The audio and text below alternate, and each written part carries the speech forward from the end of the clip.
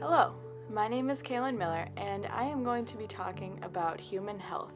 It is a topic that is very near and dear to my heart, and I hope to become a nutritionist one day in the future, so I figured that this topic would be the best thing to research. So my research question was, is consuming animal products slowly deteriorating human health? And I myself am vegan. I don't consume animal products. So this topic and this question is so important to me.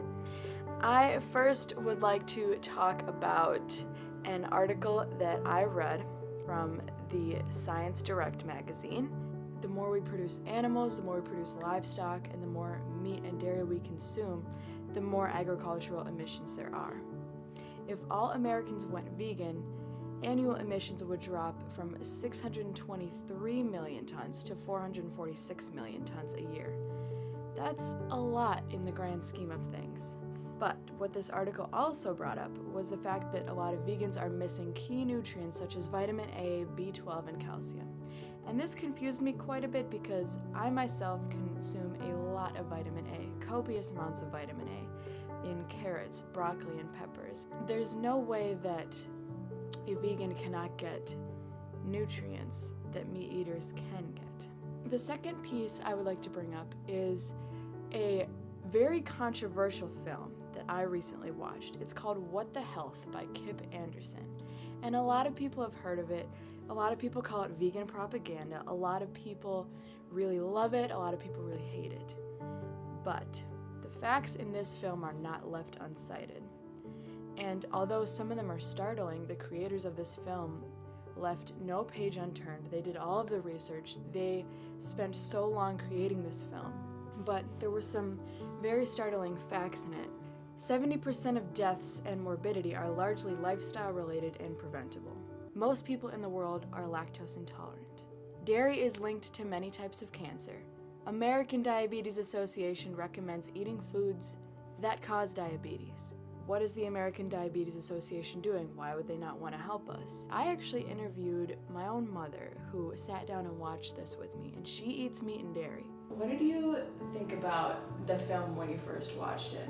Like, what was going through your head when you watched it? Well, the thing that was really interesting to me is that the companies that are promoting, that contribute money to, like the American Diabetes Association, the American Cancer Society, things like that, those companies that are sponsoring these organizations are actually, making food that causes the diseases that they are trying to treat.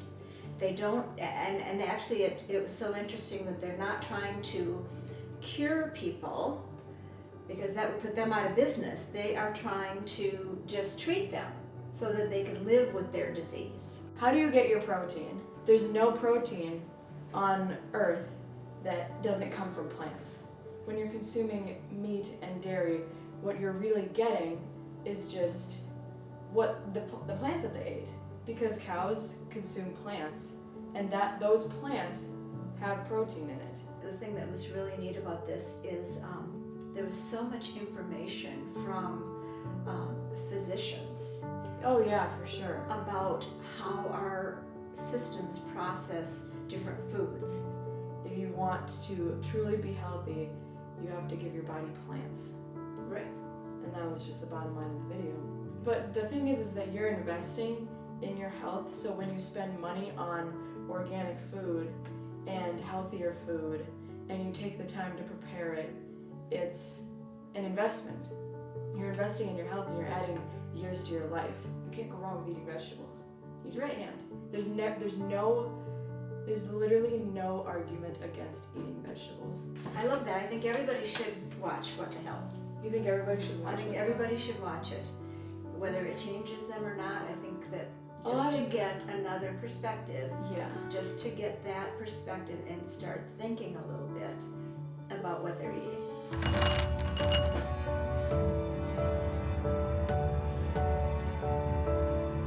One thing that I did take away is that big corporations can be misleading with their information. Although it is extremely controversial, hopefully it raises awareness about knowing what is going into your body, about what you're eating, and hopefully it'll get people to research their food and to look into what they're eating instead of just eating what's right in front of them. So the next thing I want to talk about comes from the American Journal of Clinical Nutrition, analyzing health trends solely based on whether or not a person consumes meat without taking into account any other lifestyle choices does not make sense. And what that means is that looking at a person's diet and looking at whether they eat meat or not and just taking that factor and not looking at anything else is ridiculous. And the more I thought about it, the more I agreed with him. Say you have 10,000 people eating meat, 10,000 people not eating meat, but you're not taking into account the stress levels, the exercise levels that they're performing at, all of these other things that so drastically affect your body. Not taking into account all of these other factors would change your health, because we're just isolating the fact that they eat animal products and we're not looking at their health as a whole. This piece really forced me to think about, how can we truly get an accurate measurement of health? How can we truly decipher what is a healthy human being? And that just frustrated me so much. But with my final source that I would like to share with you, I read a book called The Second Opinion by Rob Smith. And what I found truly opened my eyes. Now, Rob is a holistic exercise therapist, and he wrote this book in an attempt to change people's mindsets on how to end pain, essentially. For example, if somebody has back issues, they go see a chiropractor.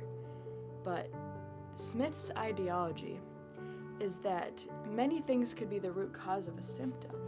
You know, it's not just one thing that is causing you that pain. The holistic mindset is not something found very commonly in Western medicine. If we're overweight, we go see a dietitian. If we have neck pain, we go see a chiropractor. If we have acne, we go see a dermatologist. But in reality, all of these things are connected. Every single issue that we have, whether it be on our eye, on our knee, in our brains, in our hearts, in our spleen, everything is connected. Everything. Nothing does not touch something else. I actually got to meet the author of this book, Rob Smith. And when I met him, I asked him all kinds of questions. I asked him about type 2 diabetes, obesity. He looked at me and he said something that I'll never forget. Kaylin, there are many health fads out there. The keto diet, the paleo diet, low carb, Whole30, drink this protein shake, buy this exercise program, buy this miracle pill. I know that all of these burning questions are just the playoffs of the same underlying question. What is the truth? The only thing that will never lie, never deceive you, never steer you wrong on your health journey is your own body. Listen to your own body. And it's the same for everyone else. If people truly listen to how their body reacted to food, doctors, treatments, and physical exercise, we would be able to solve a lot of our own problems. Doctors and physical therapists and chiropractors and surgeons, they have gone to medical school for many years. But you have lived with your body for your entire life. Nobody knows your body better than you do. My question went from, is consuming animal products slowly deteriorating human health, to what is health? And that is health. The answer to my own question is that we need to listen to our bodies, because our bodies will never steer us wrong. Our bodies will always tell us the truth, but we know what we need. I know that chocolate doesn't sit well with me, so I don't eat it. We know our own bodies, and if we don't, we need to get to know them, because our bodies aren't going to lie to us. Our bodies truly have the answers. And that is what I found through my research, is that yes, there are lots of things pointing towards a vegan diet being healthier for human health, but to do what is truly healthy, you need to listen to your own body. And that is what I learned from my research. Thank you.